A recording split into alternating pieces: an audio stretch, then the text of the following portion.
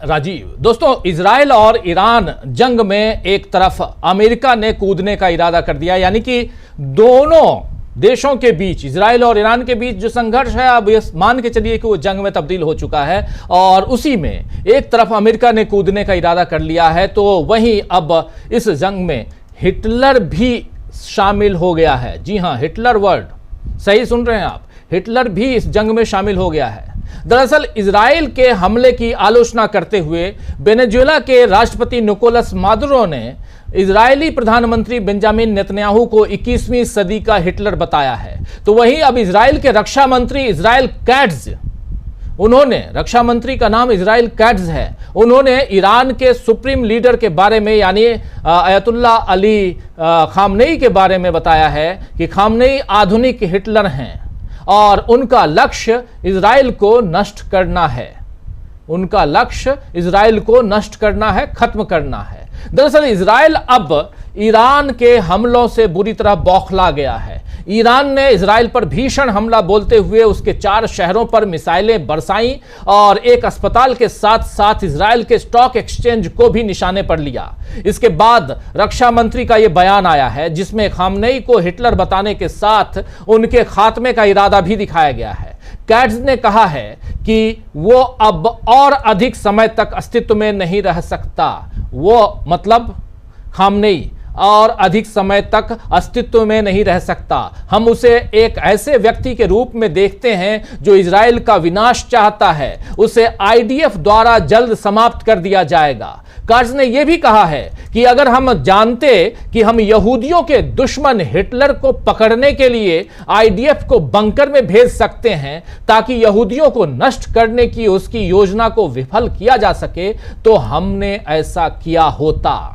ये बात second world war से रिलेटेड यहां हो रही है। आप जानते हैं कि इजराइल में यहूदियों और जो वो यहूदी जो सेकेंड वर्ल्ड वॉर के समय वहां से यानी जर्मनी से यहूदियों के खिलाफ जो माहौल बना था, भागे थे, भगाए गए थे, उनका जिक्र यहां आ रहा है। इसके अलावा नेतन्याहू ने भी ईरानी हमलों के बाद कहा कि ईरान को इसकी कीमत चुकानी पड़ेगी। बेंजामिन नेतन्याहू कह रहे हैं ईरान को इसकी कीमत चुकानी होगी।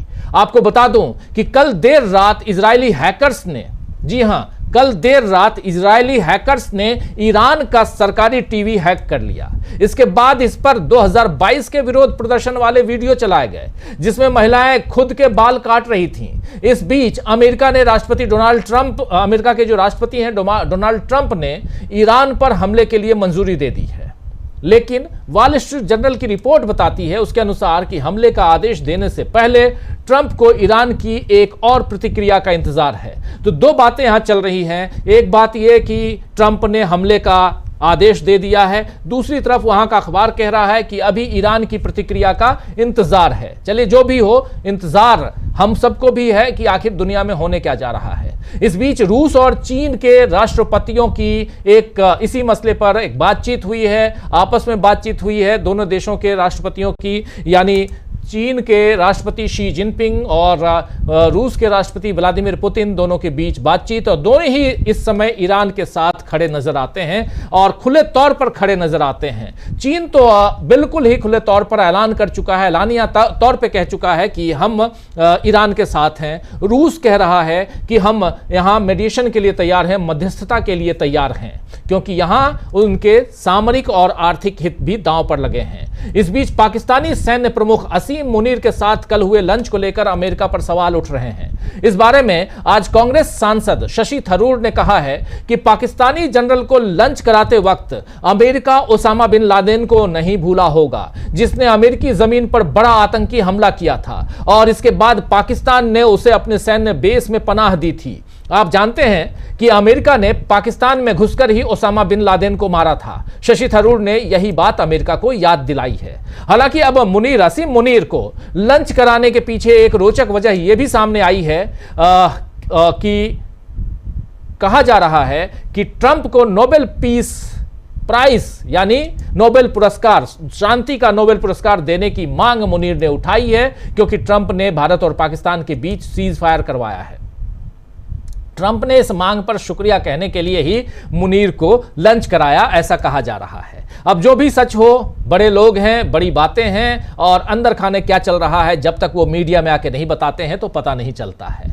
लेकिन कहा जा रहा है यही कि एक तरफ पाकिस्तान चाह रहा है, असीम मुनीर और बाकी तमाम नेता चाह रहे हैं वहां के। असीम मुनीर तो हालांकि नेता नहीं है, फील्ड मार्शल हो चुके हैं अब और आजीवन रहेंगे, लेकिन असीम मुनीर ने भी ये मांग उठाई है कि ट्रंप साहब को नोबेल का शांति पुरस्कार मिले।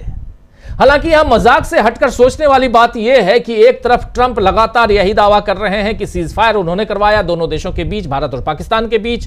कल 15वीं बार ट्रंप ने यह दावा किया मीडिया के सामने आके, और उससे पहले नरेंद्र मोदी और ट्रंप के बीच कहा जा रहा है कि 35 मिनट की बातचीत हुई। लेकिन जब मीडिया के सामने आकर डोनाल्ड ट्रंप ने कल कहा कि हमने ही करवाया दोनों देशों के बीच, हमने कहा कि दोनों मिलकर ट्रेड करो, आओ ट्रेड डील की बात करें, एक टेबल पे बैठ के सीज फायर यानी संघर्ष विराम करो, युद्ध विराम करो। लेकिन दूसरी तरफ वो कह रहे थे कि भारत के प्रधानमंत्री अच्छे आदमी हैं, लेकिन I like prime minister Narendra Modi but I love Pakistan, मैं पाकिस्तान को प्यार करता हूं। उधर पाकिस्तान भी इस दावे पर मुहर लगा रहा है, तो मोदी अब तक चुप क्यों हैं? यह दावा कि सीज फायर उन्होंने करवाया, पाकिस्तान और अमेरिका बहुत पास हैं, करीब हैं, लेकिन मोदी जी क्या कर रहे हैं, यह सवाल भी उठता है।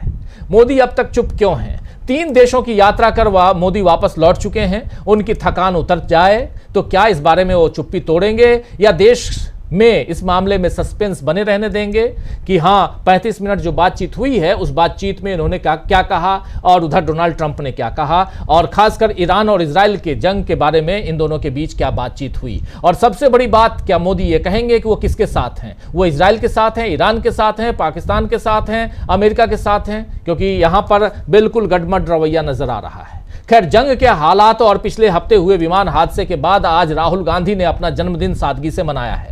बेशक कांग्रेस कार्यकर्ताओं और नेताओं की तरफ से उन्हें बधाइयों का सिलसिला जारी है, लेकिन राहुल गांधी ने न केक काटा और न किसी तरह का जश्न मनाया, बल्कि आज यूथ कांग्रेस ने तालकटोरा स्टेडियम दिल्ली में रोजगार मेला लगाकर हजारों युवाओं के लिए नौकरी पाने का मौका खोला, और वहीं एनएसयूआई ने फुले फिल्म की स्क्रीनिंग कराई। यानी राहुल गांधी के जन्मदिन पर राहुल के मिशन में कांग्रेस लगी रही। लेकिन भारत से इतर ईरान और इजराइल के संघर्ष में अगर अमेरिका, रूस और चीन की एंट्री हो जाती है, तब दुनिया किस दिशा में जाएगी? क्या हम तीसरे विश्व युद्ध के मुहाने पर हैं? सवाल बड़ा है, इसी सवाल पर हम चर्चा करेंगे और यह भी जानने की कोशिश करेंगे कि नोबेल शांति पुरस्कार की चाह रखने वाले ट्रंप क्या ईरान के साथ युद्ध में उलझेंगे, और अगर वो युद्ध में उलझ जाएंगे तो क्या शांति के हकदार होंगे, शांति पुरस्कार के हकदार होंगे? क्या मोदी अब समझेंगे कि विदेश नीति पर ढुलमुल रवैया देश पर कितना भारी पड़ सकता है? इन तमाम सवालों का जवाब ढूंढने की कोशिश करते हैं, लेकिन उससे पहले आप लोगों के बीच ये लाइन भी हम ऊपर रख ही रहे हैं कि अमेरिका और रूस की एक तरफ एंट्री हो रही है, भारत क्या करेगा? लेकिन सबसे बड़ी बात